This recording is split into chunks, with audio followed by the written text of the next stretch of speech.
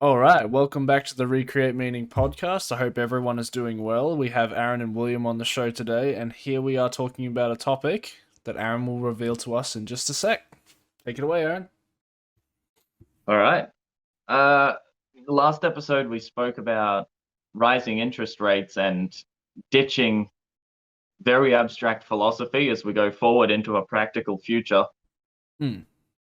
This time, I think we can kind of lay out a little bit of like a framework for how the world's going to change in the coming years to make sure that we're ready for it and it doesn't take us by surprise. Which can be So, helpful. yeah, well, yeah. So we're just going to cover a bunch of topics and they're all connected. It's going to sound like they're not. It's going to sound random, but Hmm. every single thing is connected and in order. So Okay. maybe if I make a switch and it doesn't sound like the switch is connected, then maybe I haven't explained something properly, or like the link has been lost somewhere because it's all connected. Okay. It's all like different things that are going to happen in the future, anyways. So, Yeah, pretty much. okay. So I got an amendment. So in episode 14, I said something that sounded like I don't pay taxes. Now I do. This is the trouble of recording the podcast, is sometimes you say something you didn't mean to say and you don't correct it because you're so focused on like doing the show that you're not even like paying attention to when you say something weird. Plus, So, sarcasm is really hard to put forward through the lens. well, well, what I meant to talk about I meant to like segue into the capital gains exemption for selling properties that you've lived in within 5 years, but I never made the segue. I just, I just said I don't pay taxes, You set up the and that's joke and never did the punchline. yeah, something like that. So to reiterate what I was going to say, if you buy a property and live in it for 6 months, then you don't have to pay tax on the sale of the property if you sell within 5 years. Hmm. You buy a house for 300,000, live in it for 6 months. 4 years time, you sell it for 400,000. You get to keep that $400,000. Okay. Uh, yeah. So that $100,000 profit, that's your money. There's no tax on that. Which is nice to It's a know. really good way to build wealth. Yeah, it's Hmm. it's like the one of the best things about our tax code in this country. So I thought I meant to add that into the property investing episode and just didn't. I just said I don't pay taxes, which I do. I pay all the taxes. I don't even know how to get around them. Plus, it's hard. You pay too much tax, in my opinion. Yeah, yeah. Well, I always get the phone call from the ATO where they say pay us 2 grand. Yeah, or we'll break your legs and take your house. Okay, I digress. Amendment And then configured. yeah, yeah. In the other episode 14, so there's episode 14.1, episode 14.2. Yeah, and this part I three. forgot. Yeah, this is episode 14.3. I forgot to mention another part of I mentioned a book called The Suitcase Suit. And in the book, there was a case study of an app. And the app told people how many meters away the nearest police officer was and notified them if the police were moving towards them. So the makers of the app were releasing a podcast that all the police officers listened to. And that's how they had their location data. The podcast was very anti-civilian and very pro-police. So it was basically like a police watch podcast where they were basically saying like, we really gave it to people at this house today. They were doing this, and we got in, we beat them up, and it was sort of like a subtle nod to like the police being sort of corrupt and excessive in their use of force. Hmm. And all the worst police officers tuned into it, and then the app would then they'd use that location data to tell people when these worst police officers were nearby. This Um, is in your dream, right? The suitcase suit. This yeah, it's isn't. not real. Yeah, Yeah, yeah. You can't download this app. We haven't released it yet. No. yeah, no, Anyway. we're not like that. But no, this sort of app only really works in a society where the things have gone a bit authoritarian. and the armed forces haven't quite seized control. Okay. And you see that sometimes. Like, so this is the parallel society, that's the term. Mm.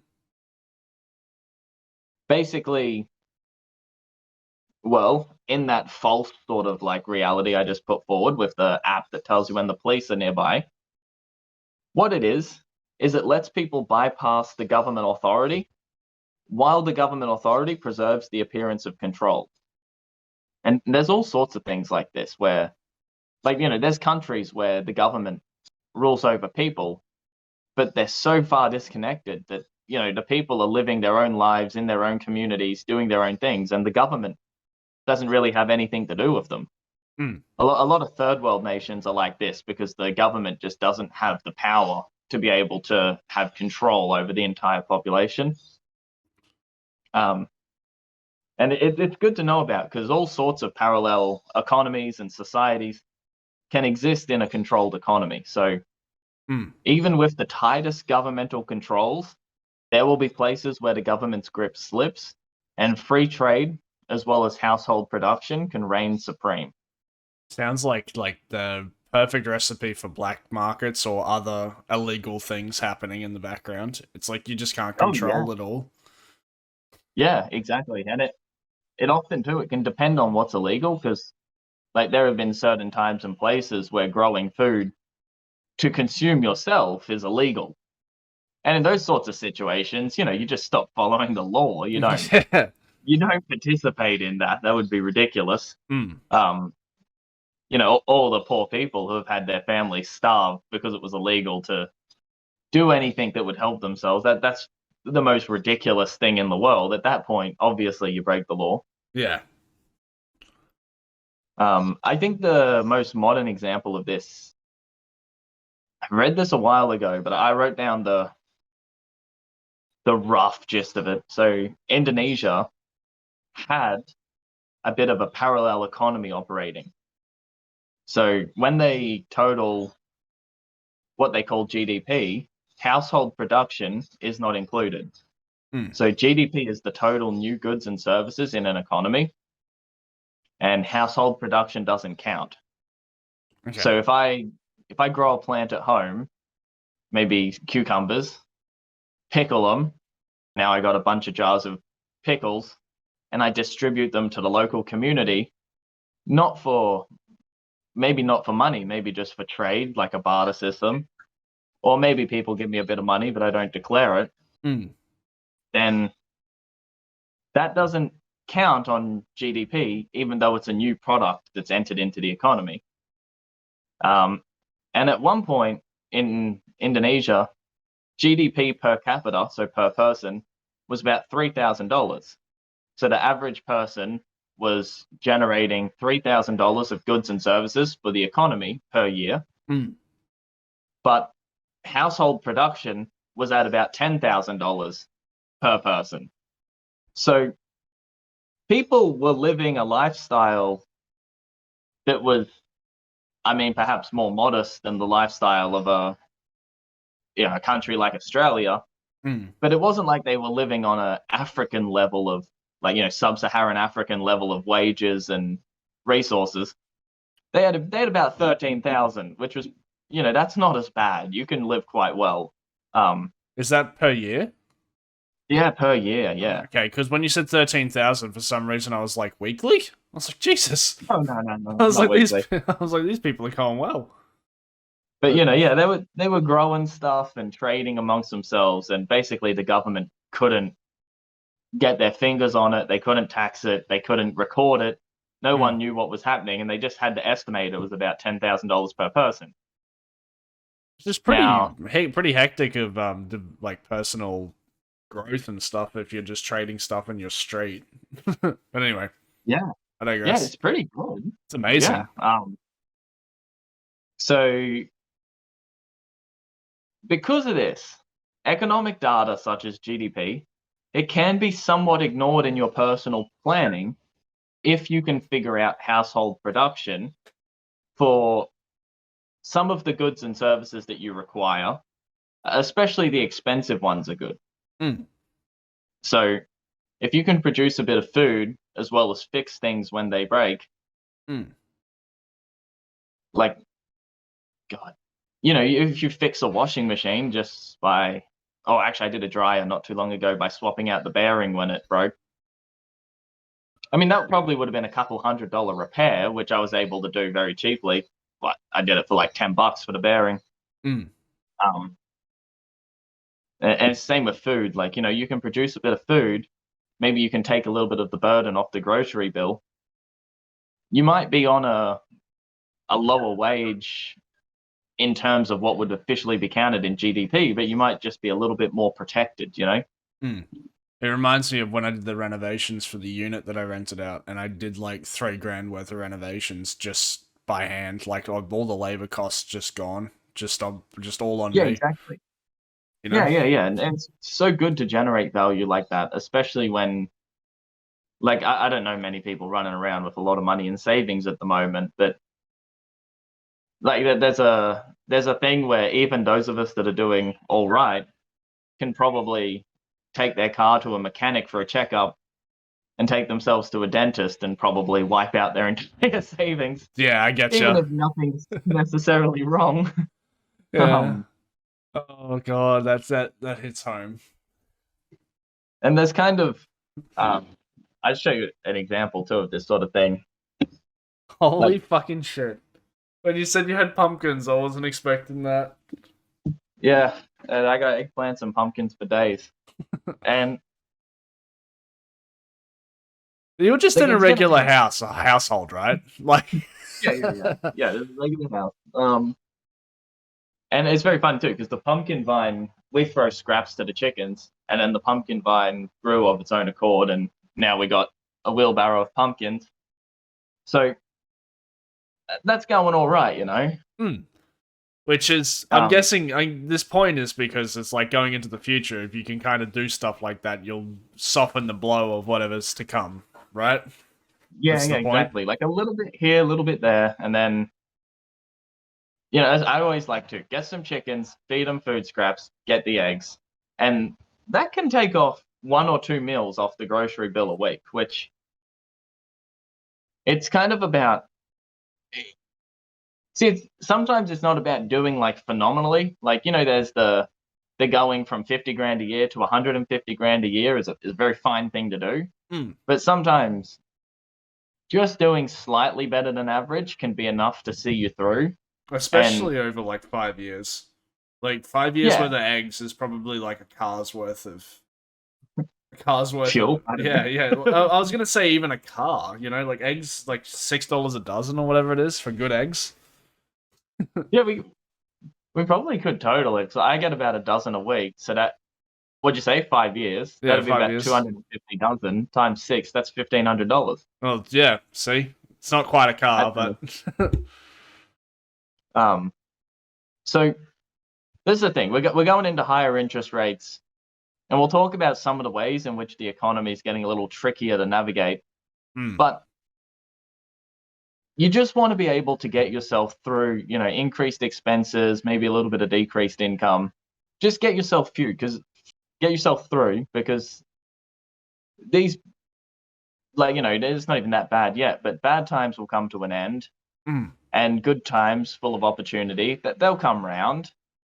And if we can use these times when maybe things get a little bit more scarce to begin building skill sets and, gathering what resources we can and getting ready for when you're fortunate enough to have the opportunity that makes its way to you, you just be ready for it. Which, during good times, having eggs coming in during good times is just also beneficial. So there's no real downturn. Yeah. Anyway.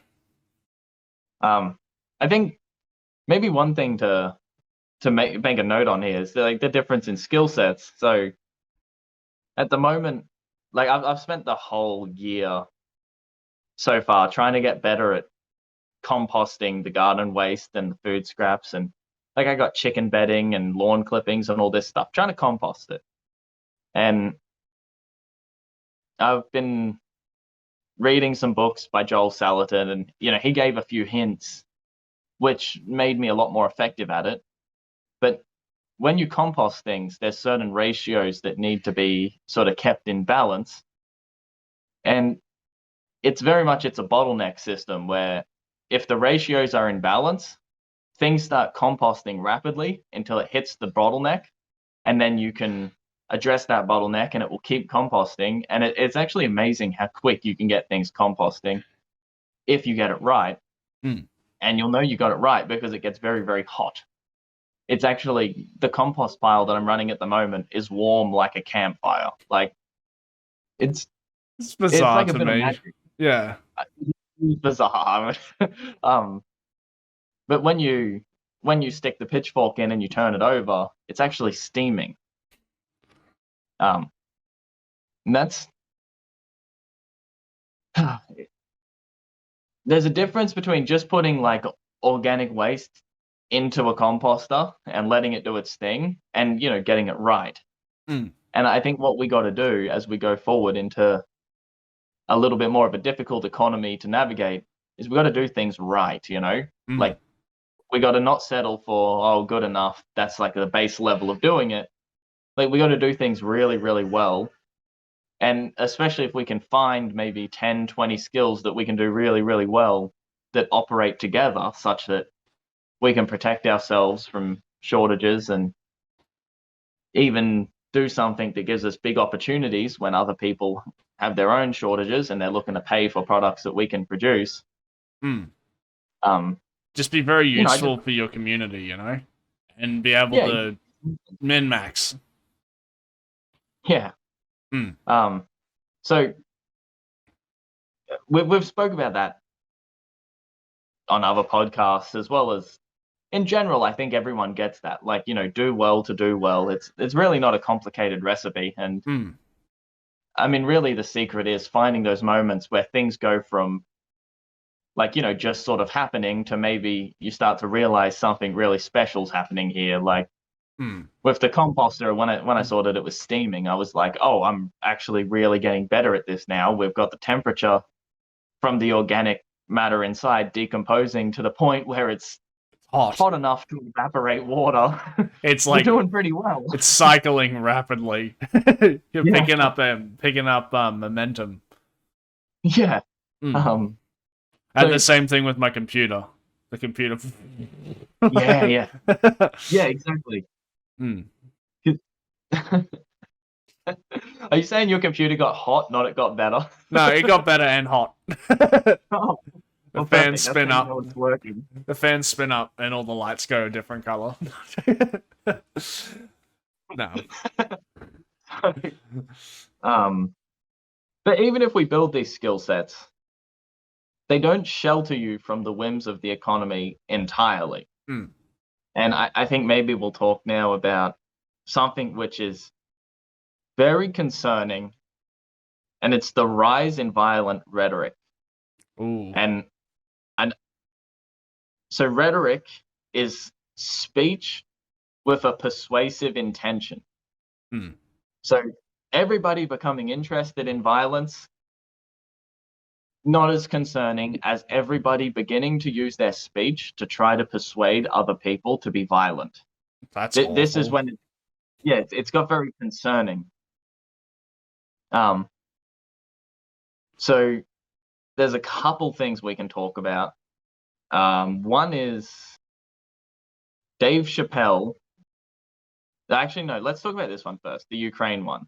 Okay. So everybody knows about Russia and Ukraine. We don't really need to give too much context here. But I saw a video on Twitter which was something was off about it, and I'll describe what the video shows, and then I'll show what was off about it. So the video shows a drone dropping, and it's not a lot of context here. Okay, so I just what it appears to be. The video shows a drone dropping presumably a grenade of some sort onto presumably Russian soldiers. Okay. That's how it's presented, but we don't know that these are Russian soldiers, or, you know, they appear to be in military uniforms and all that. So whatever, we'll just call them Russian soldiers. It doesn't matter. as far as we can tell, that's what the video is portraying. It's violence towards Russians. Yeah, and I don't want to see. I don't want to say they are Russian soldiers and then have it come out one day in the future that this was from some other war, or this was this was actually a video from Russia doing this to Ukrainians, or whatever. So we'll be careful with it because we don't actually know. And okay. But It doesn't matter. Soldiers. Does it matter though if it's just got violence in it? If it matters who's in it, Well, there are accusations of war crimes committed by the Russians, which perhaps warrant a certain level of retaliation. But being not on the ground and not knowing, I really think it's better just to. Yeah. Okay. Anyway, I digress. Anyway. Yeah. So the first grenade that's dropped by the drone, it wounds one soldier in the leg. Yeah. And then what happens is the other soldiers, they all kind of scatter for a moment. And then the guy who had his leg injured, he starts wrapping his own leg. Yeah. And it's the video is filmed by a drone from about 100 meters high. Yeah. So we can't actually see the level of damage or anything. It does appear to be that perhaps he lifts up his pant leg to expose his calf to wrap it, or perhaps his pants were ripped by the explosion. It's not clear because it's so far to see. There's an injury there. Yeah, there's an injury. You can sort of see it from 100 meters above. So probably a hell of an injury. Yeah. Yeah. He starts wrapping his leg, and then his I don't know, comrades, I guess, who sort of in the initial explosion took cover. They then come, they grab him, they lift him up, and then they walk him to a vehicle. Two of them get in the vehicle, the injured guy and a driver. I'm assuming a driver. And as the vehicle starts to drive, the people who are filming with the drone, they've had time to send it back to where they are, reload it with another grenade, send it back, and the vehicle they get into has a sunroof. They drop the grenade, and it goes straight through the sunroof and detonates inside the cab of the vehicle. Part of the reason this video has gone viral is because it's a hell of a good shot, It's like a trick shot, It's phenomenal. It's like 100 meters above. And doesn't the car move too? Like the grenade's going down, and then the car moves backwards, and the grenade goes in. Yeah. He backs up a little, almost, and I think that made it go in, which everything had to line up, And it does make you wonder what the degree of accuracy from a drone dropping a grenade is, but you almost hope it's not pinpoint. Yeah, not like that anyway. You don't want to that's just the thing. It's cool to see these drones in action because they're just pieces of technology that are being very effective, but you don't want to end up on the receiving end of them. Yeah. I think it would be very scary if they were dropping grenades with that type of accuracy on top of you. It's like a mortar strike. But anyway. So, bit of a scene of the kind of like the horrors of modern war. Now, this is the thing that got my attention about the video, because there's been lots of these videos lately. This was the musical choice to accompany this video. I'm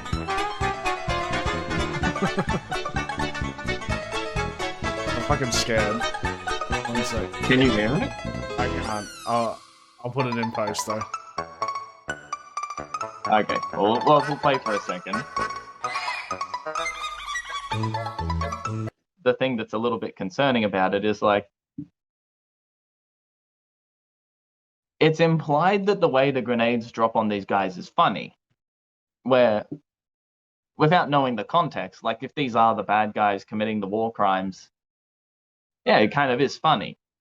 But the context of drones dropping on drones dropping bombs on soldiers, it's more of a tragedy than funny. Yeah, I getcha.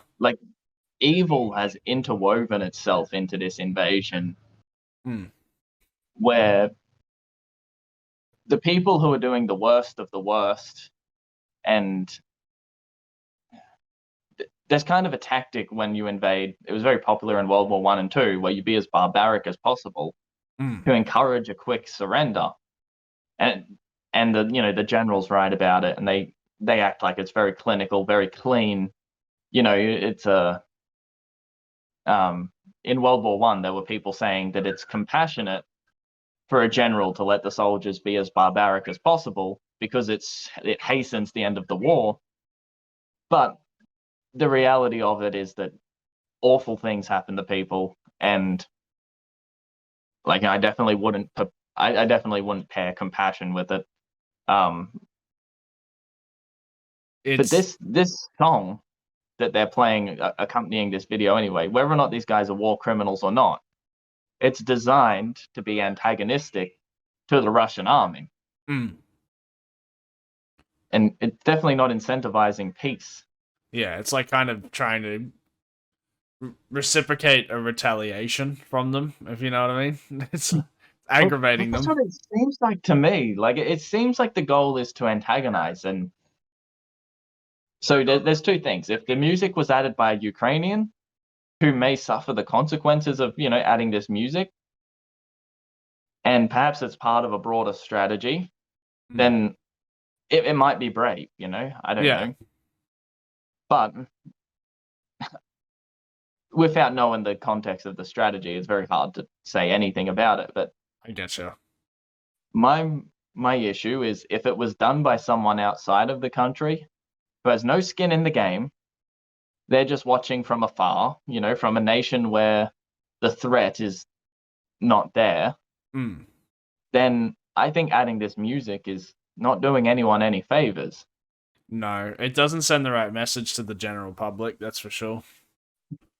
Yeah, and I think that the people on the Russian side, the families who presumably at least one or two of these guys are dead, if they're to see this kind of video, it's going to make forgiveness a lot harder.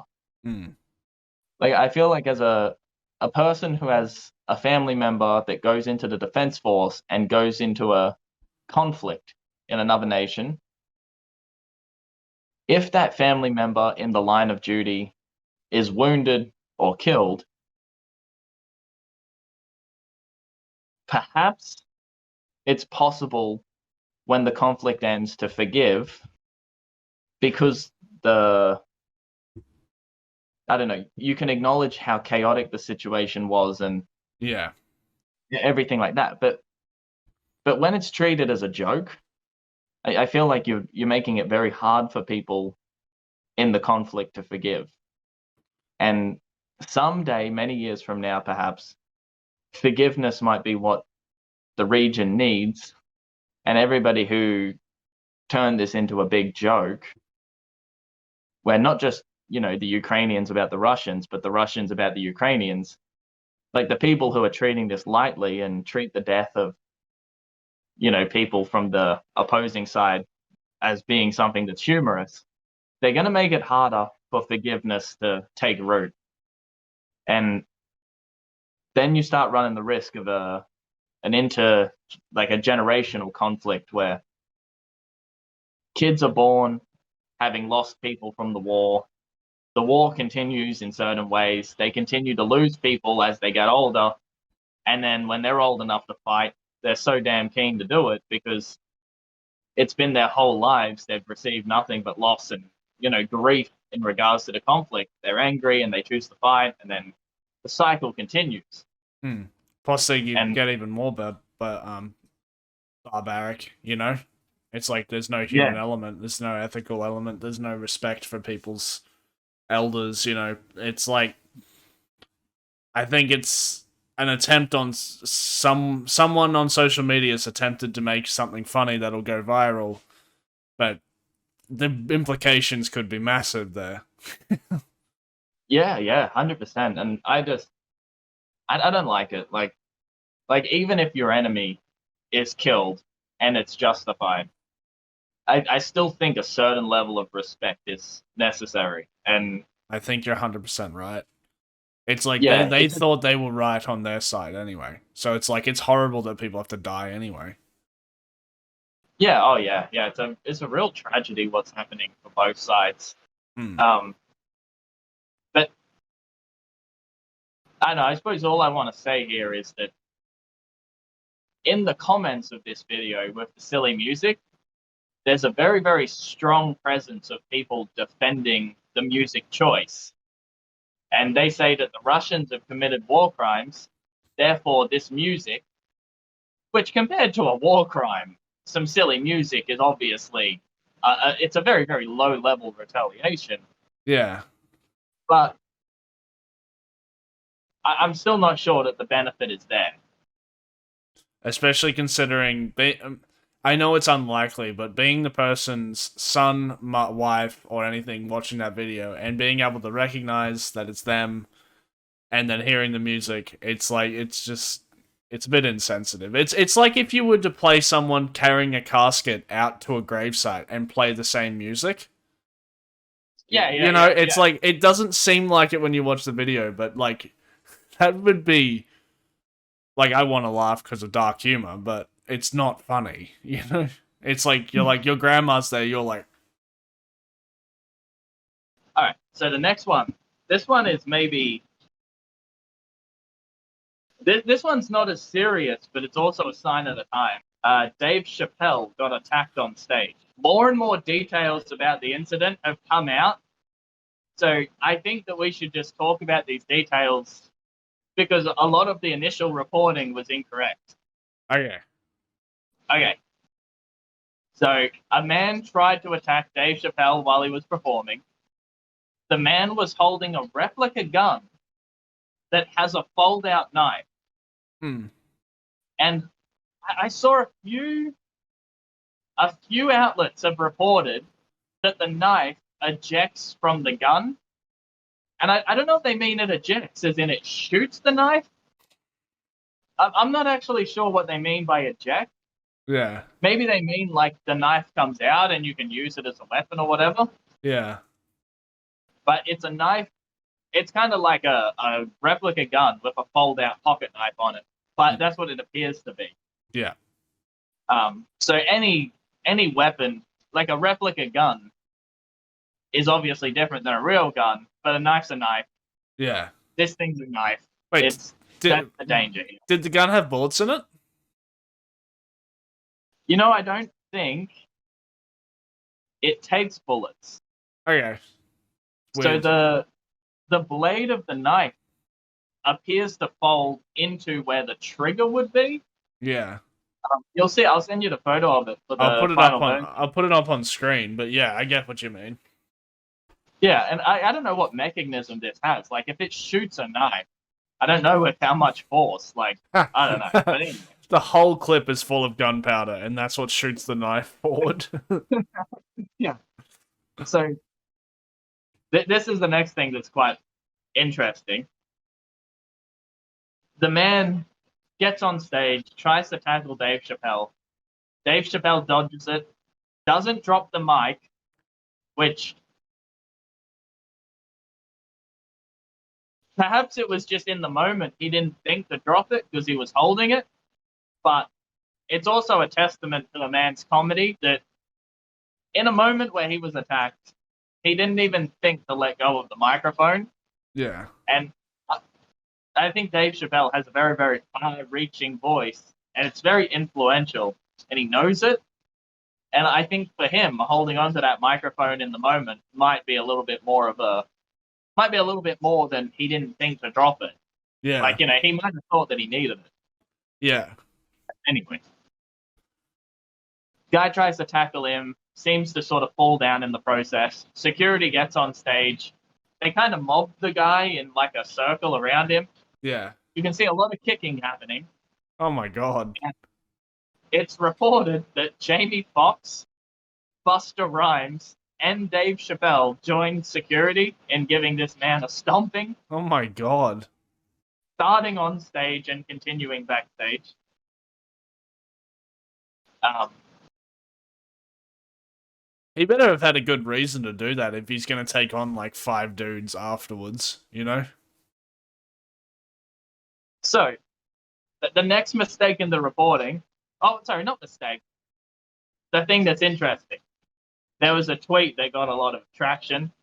Someone attacked Dave Chappelle at his show, and his security team left that man looking like Mojo Jojo. I don't even know who that is. Oh, dude. I'll send you the photos because the reference is really funny. Yeah. But that's how the story. Now, it wasn't reported by a journalist. That's just someone tweeted that. And that's the tweet that got a lot of likes. Because it's funny. And it got the point across. I don't know, but it's funny. Yeah. The beating was severe. Yeah. And I sort of view whatever gets traction on social media, that's what's resonating with people. Yeah. So this being presented in a way that's funny that's the way in which the story best resonated when it broke. Yeah. There's a report of a broken shoulder / arm.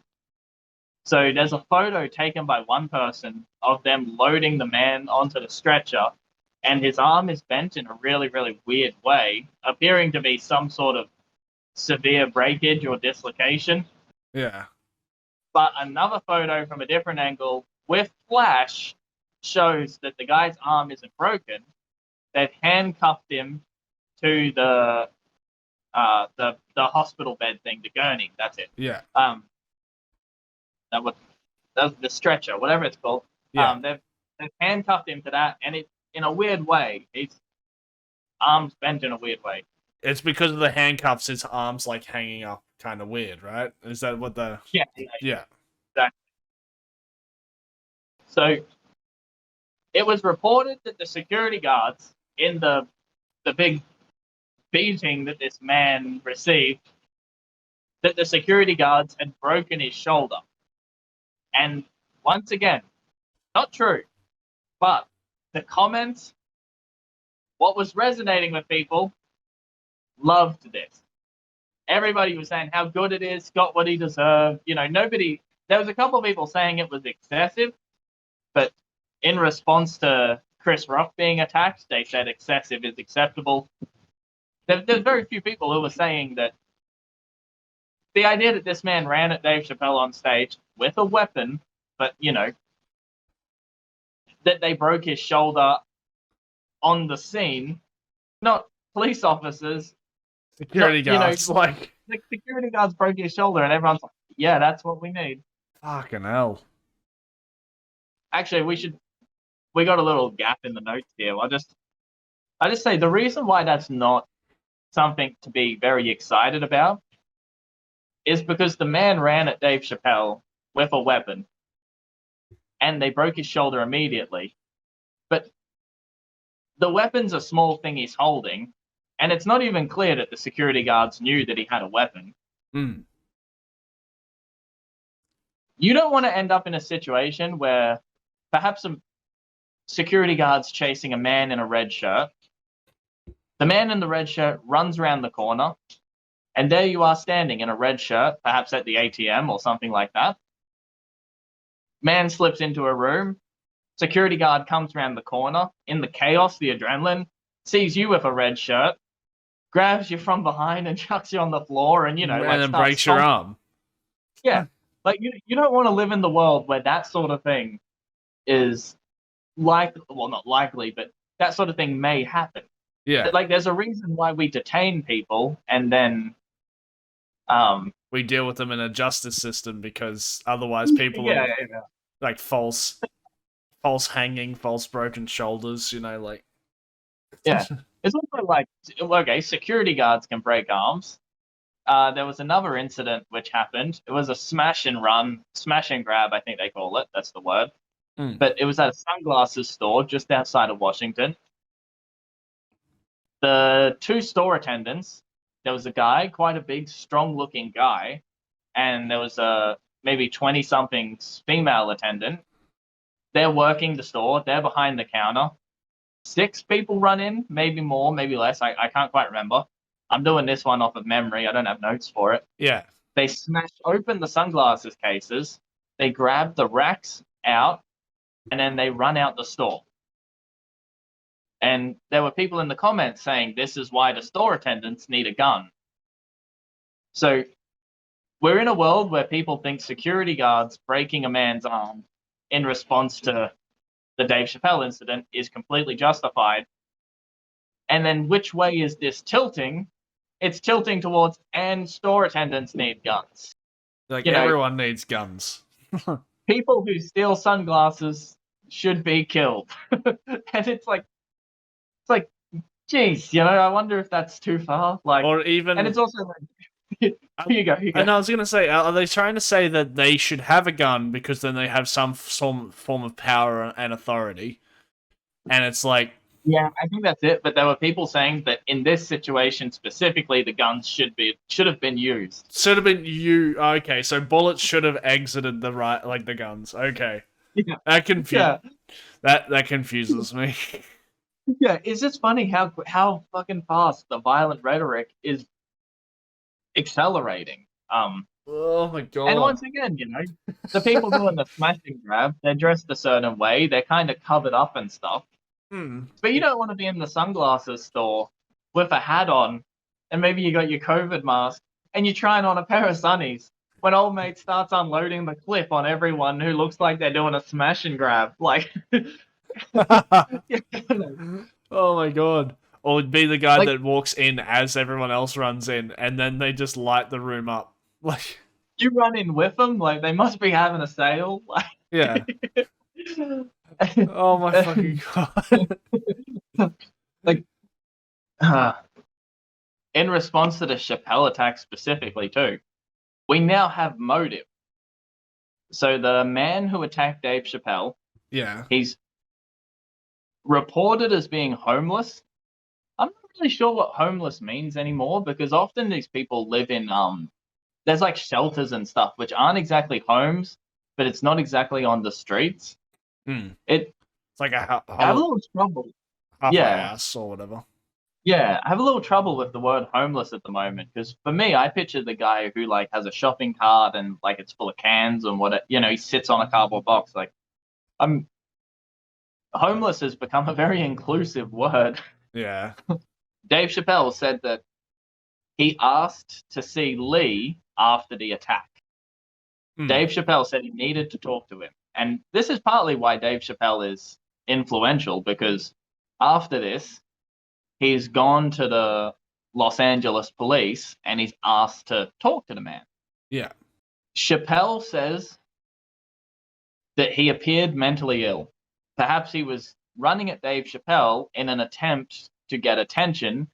It doesn't say whether or not he thought he could grab the microphone from Chappelle and quickly get a message out, or if he was doing it for the resulting media storm in which he would be able to get his message out. But Dave Chappelle here spoke to this man after the attack, heard what he had to say, and he's now broadcasting his message.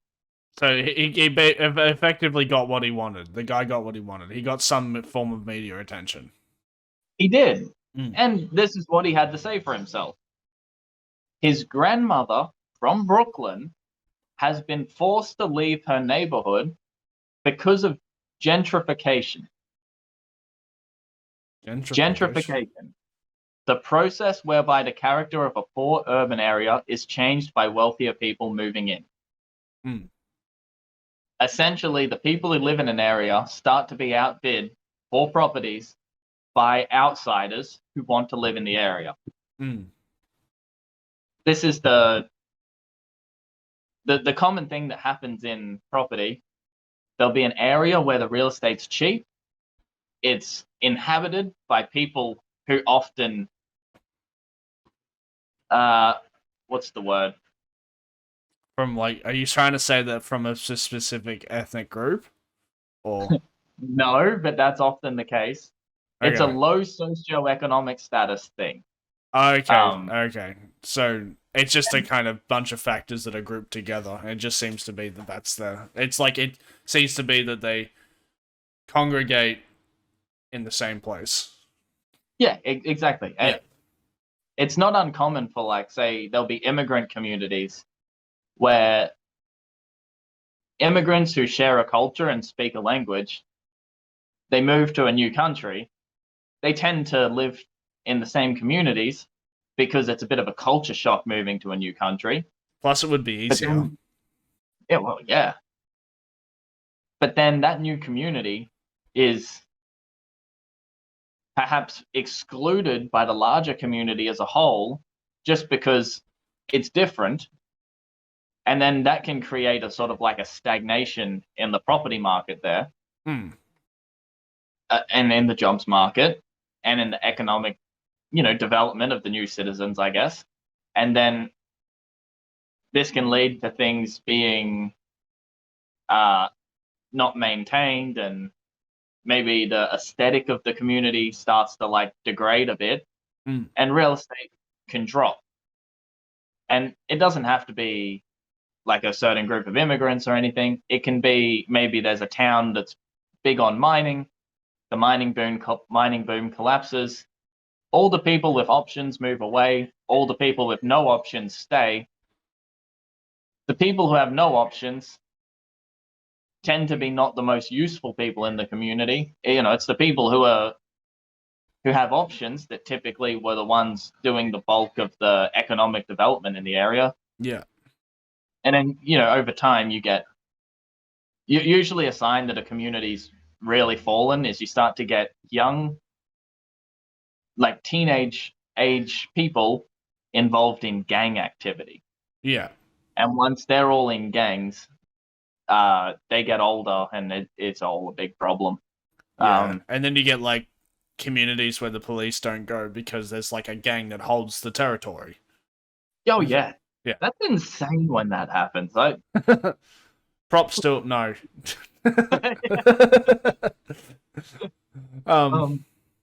Okay. Moving forward. So the young guy who attacked Dave Chappelle, he's saying that his grandmother is going to lose her community, which you can say to a young person who can't afford to buy in a community, go elsewhere where it's cheaper, build some wealth, and if you want to come back when you can afford it. It's a bit of a rude thing to say, especially if someone's family's perhaps spent generations in the area. Like maybe it's not appropriate, but that's what the market economy kind of says to people. Yeah. To say that to an old person, I don't know how old his grandmother is, but if she's 80, you don't want to see people who are 80 at the very end of their lives uprooted from the place where they've lived forever, because it's an awful thing to do to an old person. It tends to kill them. Like, it's not very respectful either, especially in a lot of cultures. Like a lot of cultures see that as like blasphemy, which is yeah, it's awful. Mm. Yeah, and when someone's 80, perhaps they can handle the stairs in their building because they know the stairs. Yeah. But then you move them to a different building, maybe it's got tiles instead of carpet Concrete, or something like that. Mm. And it's perhaps it's a certain little bit slipperier, and they have a fall, and then that's it, end of their life. That's that person done. And you'd be like, maybe it's not a good thing to be so casual about just uprooting old people when they can't afford the rent where they live. Like, we definitely need a better solution to that problem. We can't just do that willy-nilly. Yeah, it seems like something that can't be fixed easily. I can't think of a solution, but well, we also know too that the guy who's attacked Dave Chappelle, some cultures would say he's not being a good grandson because he hasn't been able to financially provide for his family. Now, you could obviously look to his parents and be like, they've had a little bit longer to get set up, but it's always the case that in a big population, there'll be people whose parents die and I don't know, whatever, stuff like that. Like, we don't know this man's story. Yeah. He's ended up homeless. So whatever the story is, it's ended in homelessness, followed by a desperate attempt to help his grandmother by attacking Dave Chappelle. Sounds like the Joker. Sorry. It's not exactly the best plan. It's a desperate plan. And the fact that he's done it makes me think that he doesn't have an answer to the problem beyond something desperate because He seems like he's Chap- gone straight to the top without. yeah, exactly. Yeah. Chappelle said the man appears mentally ill, so we don't know the exact meaning of that. But we know that he still has a desire to protect his grandmother. So he's not that disconnected from reality. Mm. Well, he's not entirely severed from it. That and we don't even know his grandmother might actually not need help at all. This might just be like a complete delusion, but Yeah. doesn't matter. For the sake of the conversation, he has a desire to help his grandmother. He doesn't have a good plan for it. Mm. Attacking Dave Chappelle is not a good plan. Maybe, perhaps 23 and desperate enough to attack Dave Chappelle indicates that things haven't gone very well. But perhaps if earlier on someone had stepped in, maybe he had, got a job somewhere and had a useful manager or something that saw some potential in him and actually helped him get developed, maybe at this age he'd be able to help his grandmother in another way. Yeah. Maybe he wouldn't need to attack Dave Chappelle. Maybe there'd be other options on the table. Like almost certainly had he had a good 5 years instead of a bad 5 years, Yeah. I get you. But Do you reckon he was egged on by other people? well, there's a lot of rhetoric about attacking rich people. Mm. I don't know if he was planning on attacking Dave Chappelle in a sense of like that. There's the people who say eat the rich, Yeah. and they often reference the French Revolution, Yeah. where supposedly all the working class people killed all the upper class people, but lo and behold, there was still upper class people left, and you might want to wonder what happened there exactly. Yeah.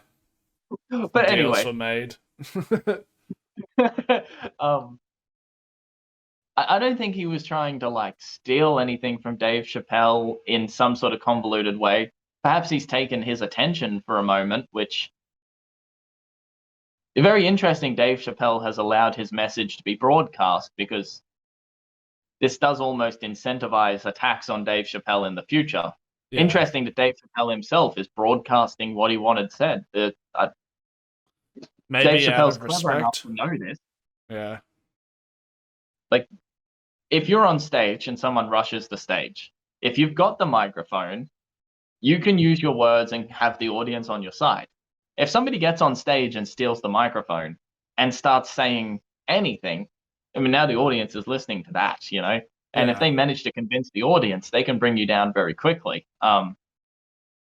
There's a good example of this where Bill Burr is in an interview with a guy.